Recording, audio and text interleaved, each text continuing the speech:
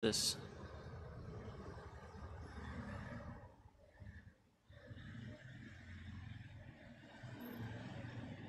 makin hari makin mundur ini Pak. Buka air.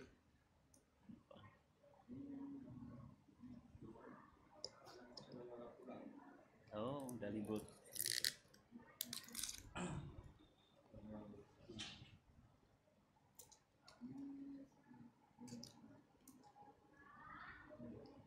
Ini kalau nyalain ininya yang mana? Ampli.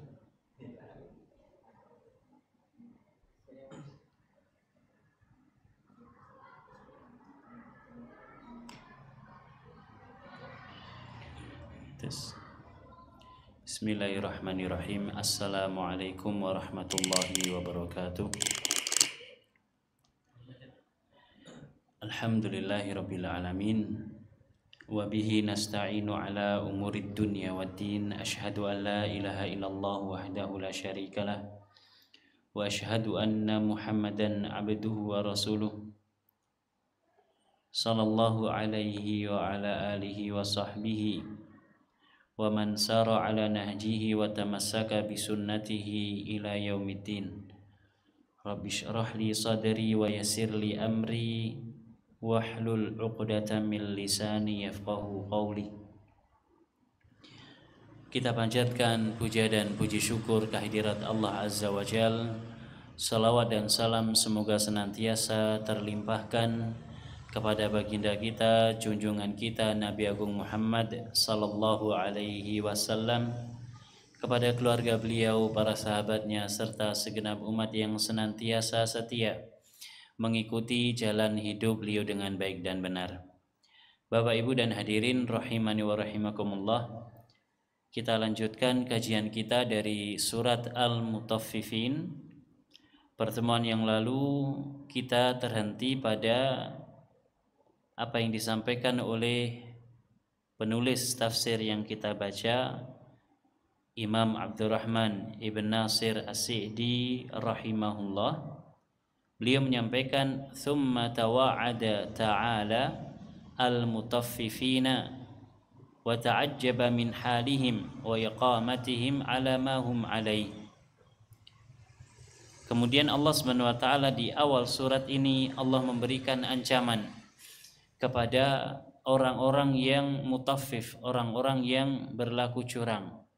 Bahkan Allah heran dengan kondisi mereka. Allah mengatakan, ala yadhunnu ulaika annahum mab'utsun liyaumin 'azim yauma yaqumun nasu lirabbil alamin. Tidakkah mereka meyakini bahwa mereka kelak akan dibangkitkan pada satu hari yang agung, hari di mana manusia seluruhnya akan bangkit menghadap kepada Rabbul Alamin, Allah Subhanahu wa taala. Falladzi jarra'ahum 'ala tatfifi adamu imanihim bil yaumil akhir. Maka di antara faktor yang menyebabkan mereka itu berani untuk melakukan kecurangan, yaitu adalah karena mereka tidak beriman kepada hari akhir. Di antara sebab kenapa manusia itu berani berlaku curang, berani menipu, berani korupsi, mengurangi timbangan, mengurangi takaran, ya, mengurangi jam kerja, terlambat berangkat kerja. Ya, di antara sebabnya adalah karena mereka ya tidak memiliki keimanan kepada hari akhir, yang dimana di hari akhir seseorang akan dimintai pertanggungjawaban di hadapan Allah Subhanahu wa taala. Wa illa falau amanu bihi wa arafu annahum sayaqumuna baina yadayillahi fayuhasibuhum 'alal qalili wal katsir. Jika tidak demikian, artinya kalau mereka memiliki keimanan dan mereka mengetahui bahasanya mereka akan berdiri di hadapan Allah Subhanahu wa taala. Mereka akan berdiri di hadapan Allah Subhanahu wa taala.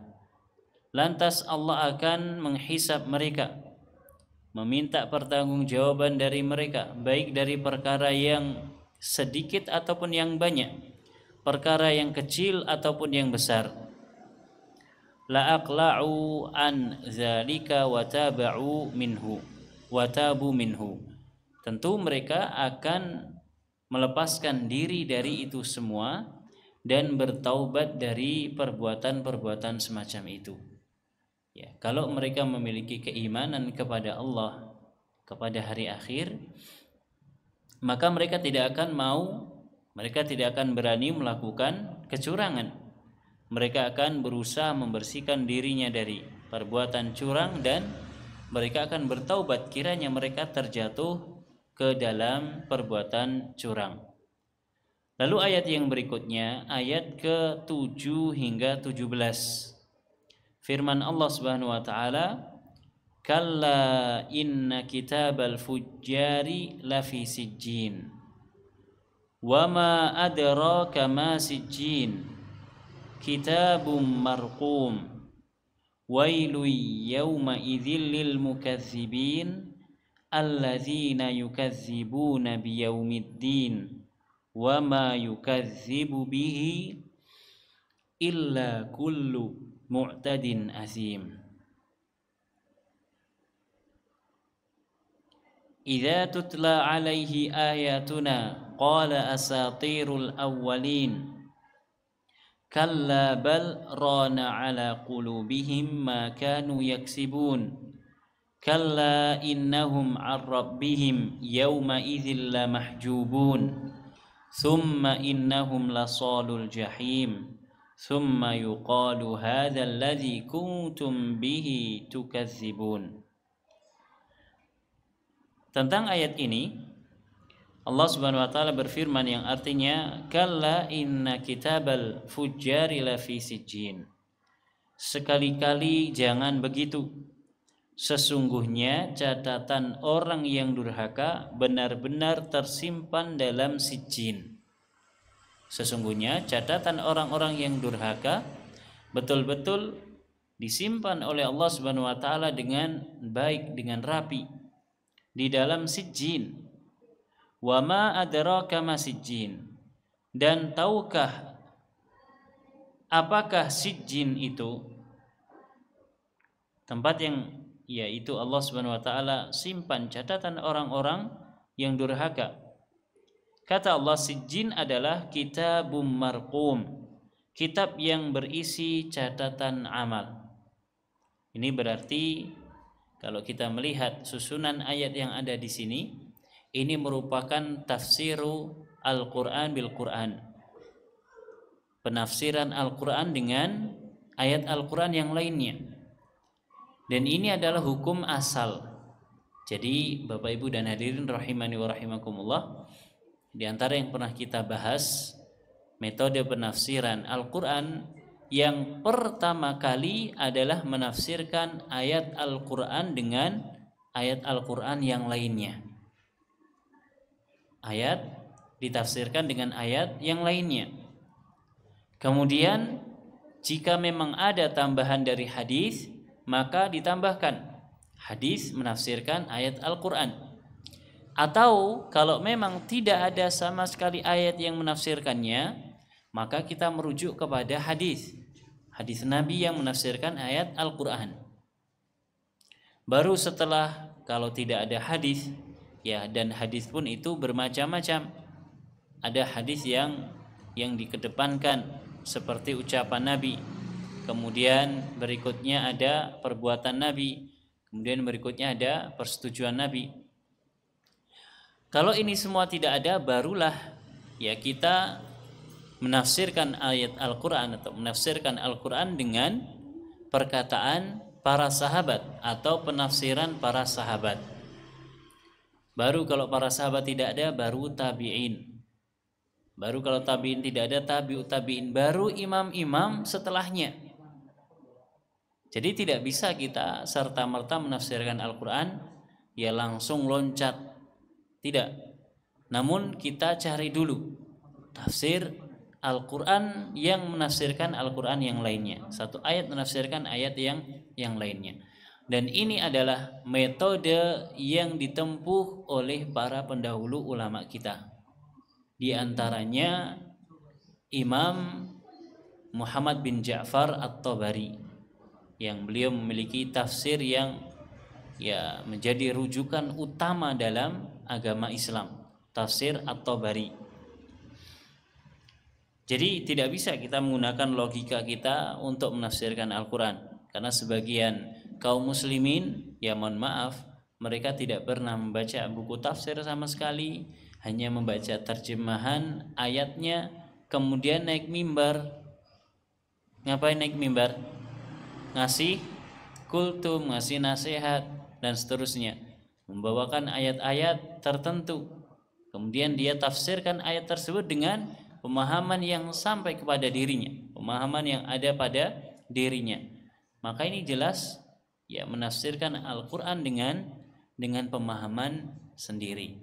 Ini berbahaya tentunya, karena bisa merusak makna yang benar dari Al-Quran. Jadi Sijjin, Allah Subhanahu wa taala jelaskan bahwasanya Sijjin adalah kitabun marqum, kitab yang berisi catatan amal. Wailu yauma idzil lil mukadzibin, celakalah pada hari itu bagi orang-orang yang mendustakan. Alladzina yukadzibuna biyaumiddin, yaitu orang-orang yang mendustakan hari pembalasan. Wa ma yukadzibu bihi illa kullu mu'tadin asim, dan tidak ada yang mendustakan hari pembalasan kecuali setiap orang yang melampaui batas dan berdosa. Mereka yang berani mendustakan adanya hari pembalasan, adanya hari kiamat, adanya hari akhir, adalah orang-orang yang melampaui batas, orang-orang yang melampaui batas, serta orang yang berdosa. Bagaimana sifat mereka? Sifat mereka Allah sebutkan, idza tutla alaihi ayatuna qala asatirul awwalin. Jika dibacakan kepada mereka ayat-ayat kami, mereka mengatakan ini adalah dongeng orang-orang terdahulu. Kemarin kita singgung bahwa surat Al-Mutaffifin itu adalah surat Madaniyah. Namun kita sebutkan pula sebagian ulama mereka menyebutkan atau berpendapat bahwa surat Al-Mutaffifin adalah surat Makkiyah. Nah, di antara cirinya ini, ciri surat Makkiyah yaitu apa? Pendustaan yang ada terhadap Al-Quran. Dan ini adalah perkataan orang-orang kafir Quraisy. Ketika dibacakan kepada mereka ayat-ayat Al-Quran, kata mereka apa? Al-Quran ini adalah dongeng orang-orang terdahulu. Isinya hanya dongeng saja. Dan mungkin pemahaman ini Bapak Ibu ada di tengah-tengah kaum muslimin yang tersebar di negeri kita. Al-Quran ki isine ya gur cerita. Ceritane Kanjeng Nabi, ceritane sinten malih? Nabi Musa, Nabi Isa, Nabi Nuh, Nabi Soleh. Terus pokoknya cerita umat-umat terdahulu, Nabi Adam. Ini diantara yang diyakini oleh sebagian kaum muslimin. Dan ini sama persis dengan apa yang diucapkan oleh orang-orang kafir Quraisy, yang mana mereka mengatakan bahwa Al-Quran adalah dongeng orang terdahulu. Sehingga ketika dibacakan ayat-ayat Al-Quran, mereka mengucapkan perkataan tersebut. Kemudian kata Allah memberikan sanggahan, kalla bal rana ala qulubihim ma kanu yaksibun. Sekali-kali tidak demikian. Bahkan sebaliknya, apa yang mereka kerjakan berupa amalan-amalan keburukan itu telah menutupi hati mereka dengan sebab keburukan amal mereka, kemaksiatan mereka, hati mereka jadi tertutup sehingga ketika dibacakan Al-Quran bilangnya Al-Quran adalah dongeng saja. Al-Quran adalah dongeng saja. Ya, ini subhanallah tentu ucapan dari orang yang salah, orang kafir Quraisy. Demikian pula sebagian kaum muslimin yang mengekorinya. Coba kalau mereka membuka Injil. Ada yang pernah buka Injil, Pak, Bu? Entah itu perjanjian baru ataupun perjanjian lama.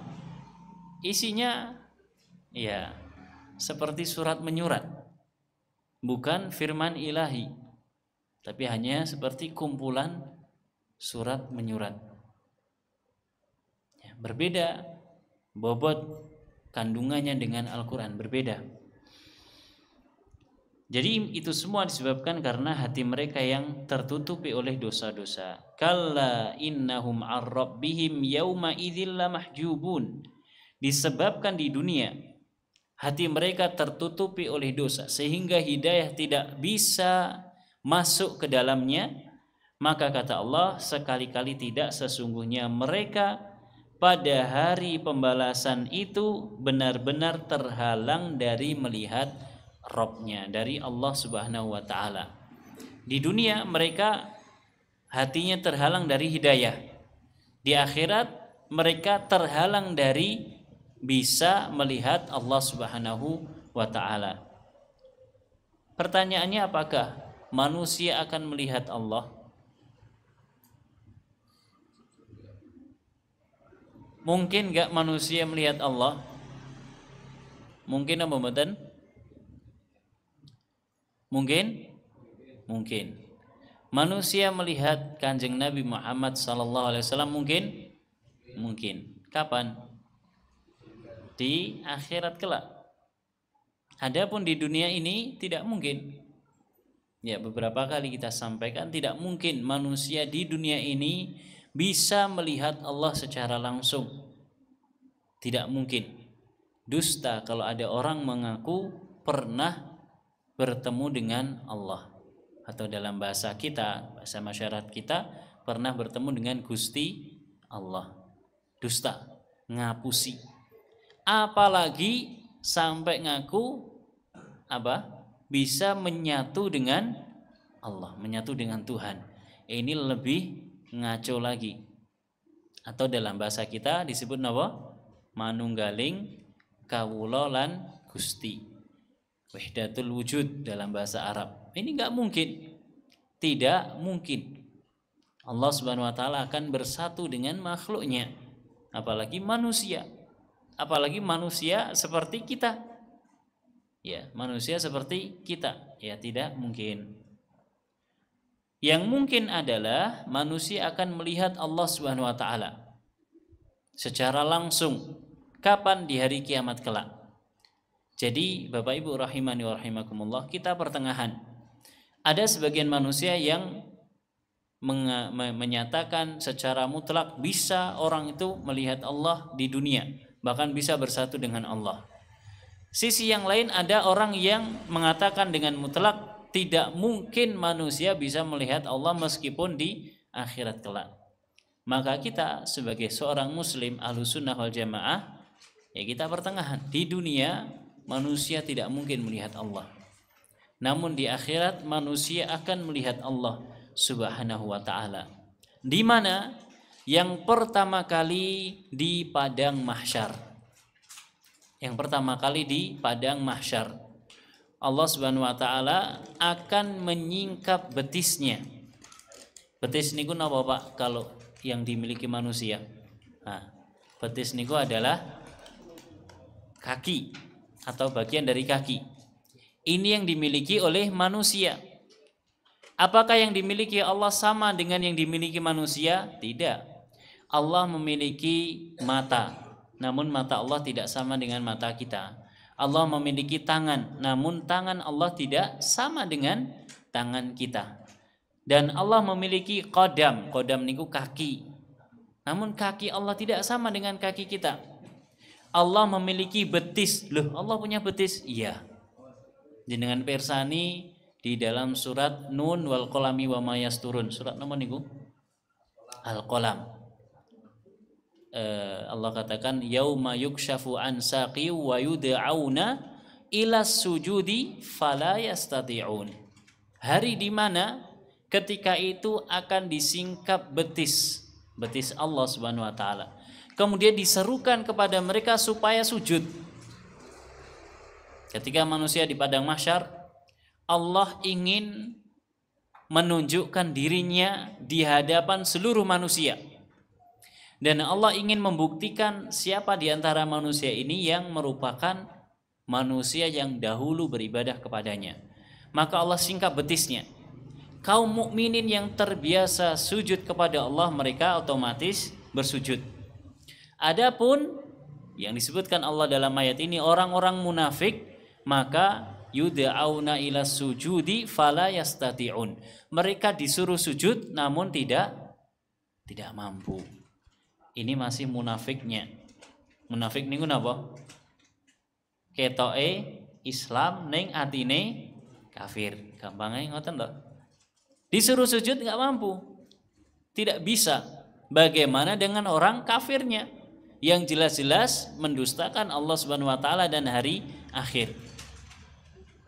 Maka kita sebagai seorang mukmin Ahlus Sunnah wal Jamaah, kita meyakini bahwasanya Allah memiliki betis sesuai dengan kemaha-agungan Allah Subhanahu wa taala. Dan di padang mahsyar kita akan melihat Allah Subhanahu wa taala. Kita akan ditunjukkan olehnya. Ya.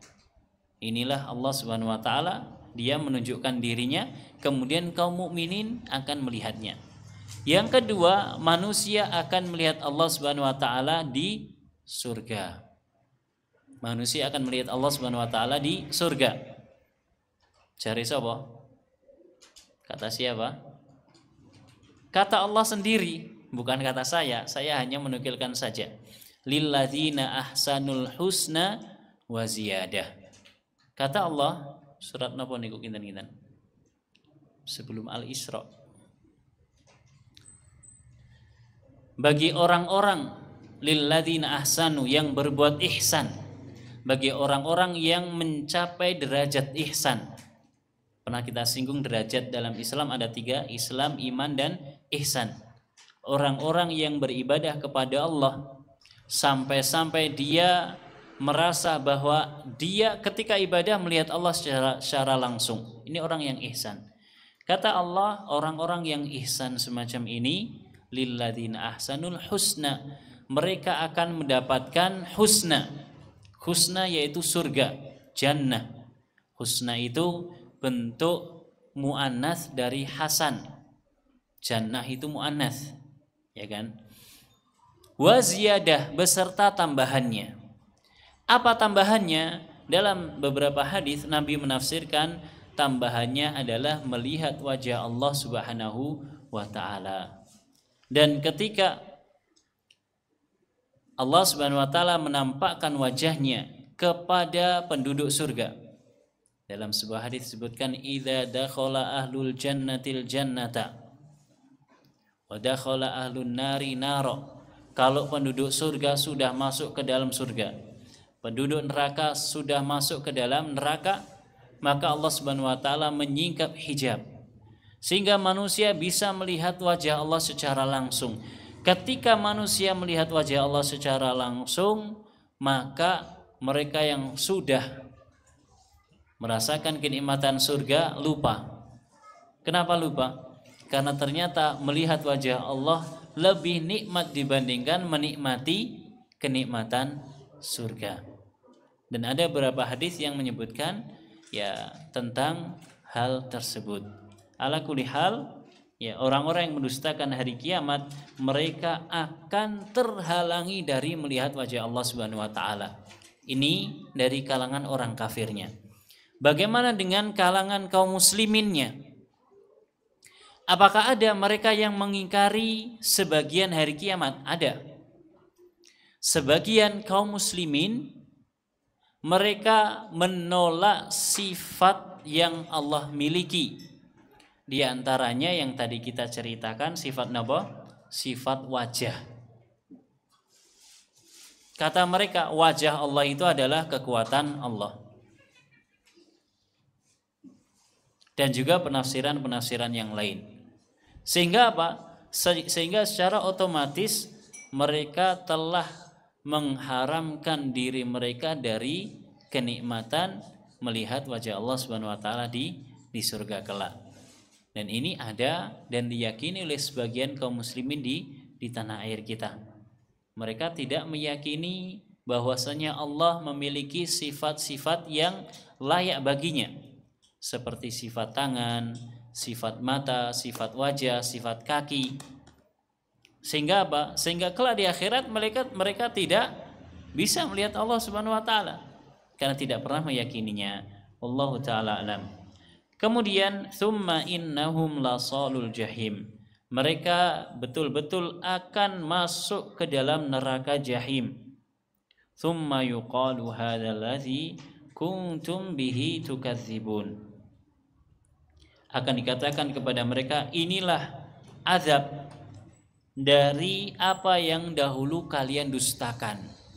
Ketika di dunia kalian mendustakan hari pembalasan, hari akhir, kalian mendustakan kebenaran ayat-ayat Allah, kalian mendustakan sifat-sifat Allah Subhanahu wa taala, akhirnya di akhirat betul diberikan hukuman oleh Allah Subhanahu wa taala berupa terhalangi dari kebaikan-kebaikan. Wallahu taala alam. Baik, kita coba baca tafsirnya. Maghrib jam pinten, Pak? 17.50. Kurang 13 menit. Ayat 7 sampai 9, yaqulu ta'ala kalla inna kitabal fujjari.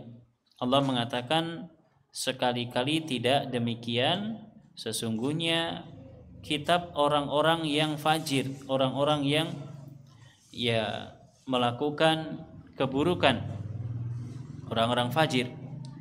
Wa hadza syamilun likulli fajirin min anwa'il kafarati wal munafiqin wal fasiqin.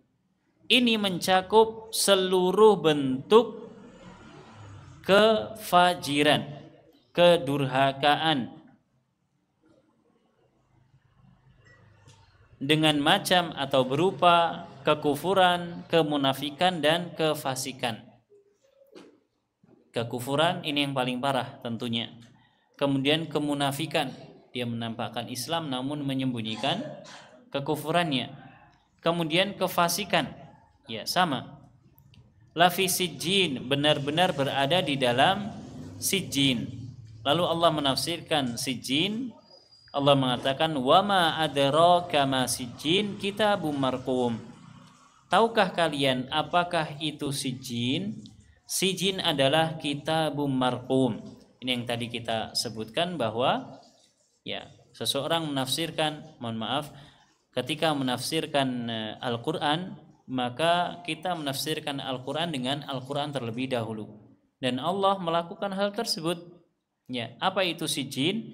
Sijjin adalah kitabum marqum, ay kitabun madhkurun fihi a'maluhum al-khabithah, yaitu kitab yang di dalamnya disebutkan, dicatat amalan-amalan mereka yang buruk. Wasijjinu al-mahallud dayyiqud danki. Sijjin maknanya adalah tempat yang sempit. Sijjin adalah tempat yang sempit. Kalau dalam bahasa Arab, Bapak Ibu, penjara bahasa Arabnya sijin, as-sijnu. Tapi kalau sijjin ada penekanannya, maka maknanya lebih dari sekedar penjara, tempat yang sempit. Wasijjinu diddu illiyin, dan sijjin adalah kebalikan daripada illiyin. Illiyin dari kata ulu, ali artinya tinggi, tempat yang tinggi. Sijjin tempat yang sempit, tempat yang rendah. Maka buku catatan amal dari orang-orang yang durhaka tempatnya adalah rendah dan sempit. Alladzi huwa mahallu kitabil abrar kama sayati. Illiyin adalah tempat catatan orang-orang baik. Wa qad qila inna sijjina huwa asfalul ardi sabi'ati ma'wal fujjari wa mustaqarruhum fi ma'adihim. Ada yang mengatakan makna dari sijjin yaitu adalah asfalul ardi sabi'ah, bagian bumi yang paling bawah dari lapisan bumi yang ketujuh. Bahasa kita apa? Kerak bumi. Ini namanya sijjin. Dan sijjin ini adalah ma'wal fujar, tempat kembalinya orang-orang fajir, orang-orang yang durhaka. Wa mustaqarruhum, dan tempat tinggal mereka fi ma'adihim, di akhirat kelak. Nas'alullah as-salamata wal afiyah. Ayat yang berikutnya, ayat 10 hingga 13, wailu yauma idzil lil mukadzibin. Celaka di hari tersebut, di hari kiamat tersebut, bagi orang-orang yang mendustakan. Ketika di dunia mereka mendustakan, maka ketika di akhirat mereka mendapatkan kecelakaan. Tsumma bayyanahum biqaulihi. Lalu Allah memberikan penjelasan, alladzina yukadzibuna biyaumiddin. Celaka bagi orang-orang yang suka mendustakan. Siapa mereka ini? Yaitu orang-orang yang mendustakan hari pembalasan. Yaumuddin, hari pembalasan. Ay yaumul jaza, yaumun yadinullahu an-nasa fihi bi'amalihim. Satu hari yang Allah Subhanahu wa taala akan membalas manusia dengan amalan yang mereka kerjakan ketika masih di dunia. Yaumuddin. Maka di dalam surat Al-Fatihah kita membaca Maliki Yaumiddin. Dialah Allah yang merajai hari pembalasan. Din itu sendiri kalau dalam bahasa Arab artinya adalah agama. Loh piye to, agama apa pembalasan? Ya, tergantung konteksnya. Kalau disebutkan berkaitan dengan kekuasaan Allah terhadap manusia dan berkaitan dengan hari akhirat, maka ad-din maknanya adalah pembalasan. Dan agama yang kita jalankan, dia akan mendatangkan balasan bagi kita.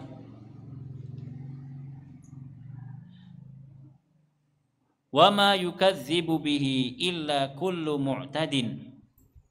Dan tidaklah mendustakan kecuali setiap orang-orang yang melampaui batas ala maharimillah. Mereka melampaui batas terhadap perkara-perkara yang Allah haramkan. Muta'addin minal halali ilal haram. Dan mereka melampaui batas dari perkara yang halal menuju perkara yang haram.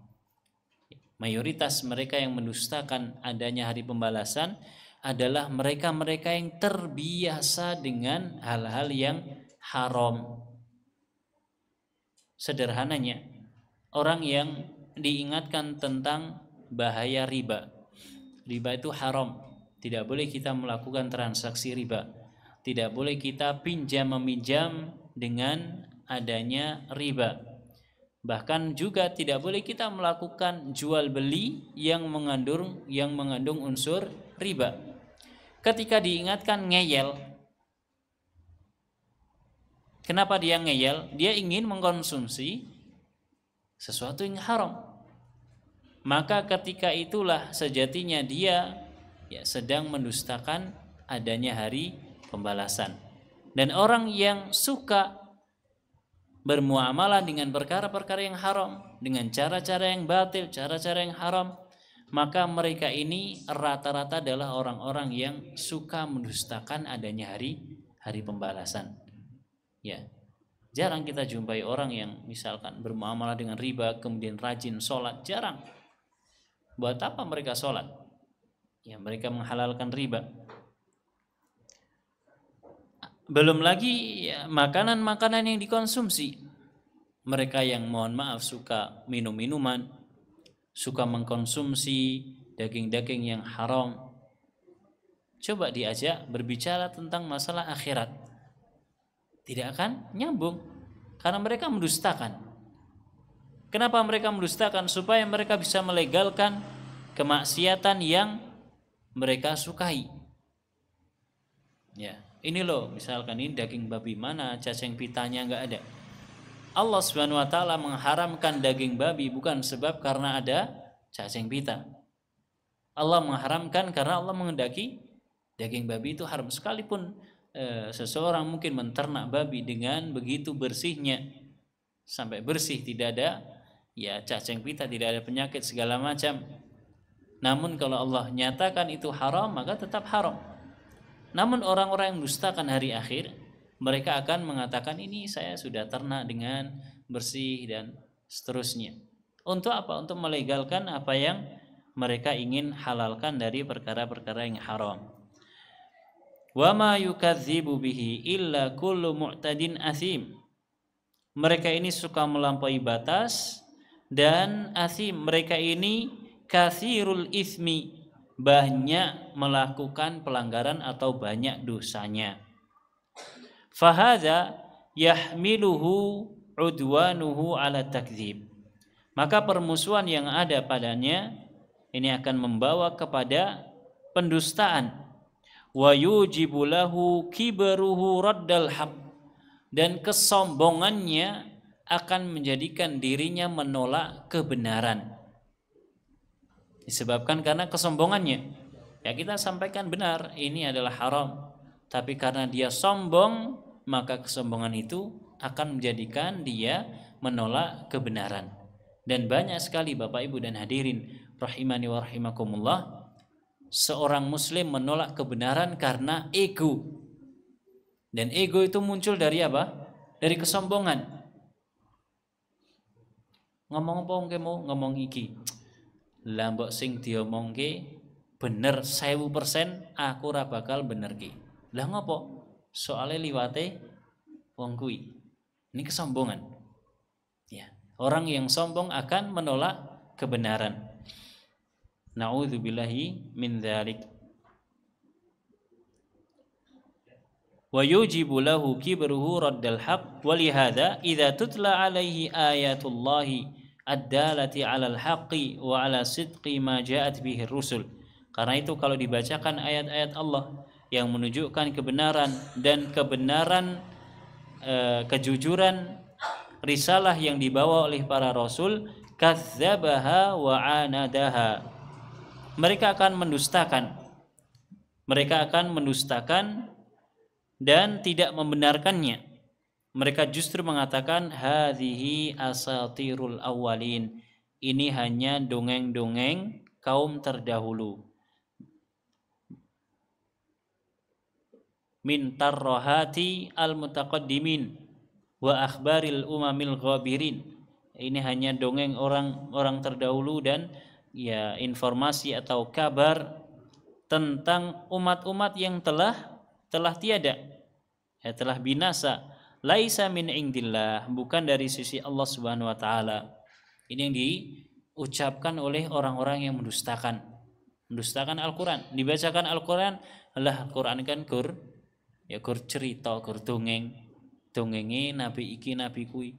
Padha karo dongenge ya masyarakat sekitar kita. Ini yang muncul dari mereka. Kenapa bisa muncul? Sebabnya adalah takabburan wa inadan. Sebabnya adalah karena kesombongan dan karena penolakan. Makanya ketika ditanya tentang sombong, Nabi SAW memberikan jawaban batarul haqqi wa ghamtun nas. Sombong itu definisinya kata Nabi menolak kebenaran dan meremehkan manusia. Ini definisi dari sombong, menolak kebenaran dan meremehkan manusia. Kebenaran yang dimaksudkan di sini adalah kebenaran agama Islam. Ya, bukan hanya kebenaran yang ada dalam duniawi kita. Wallahu taala alamu bissawab. Ini yang bisa disampaikan, mudah-mudahan bermanfaat. Wallahu taala alam. Kita lanjutkan pada pertemuan yang mendatang. Kita akhiri dengan membaca doa kafaratul majlis. Subhanakallahumma wabihamdika asyhadu an la ilaha illa anta astaghfiruka wa atubu ilaik. Wassalamualaikum warahmatullahi wabarakatuh.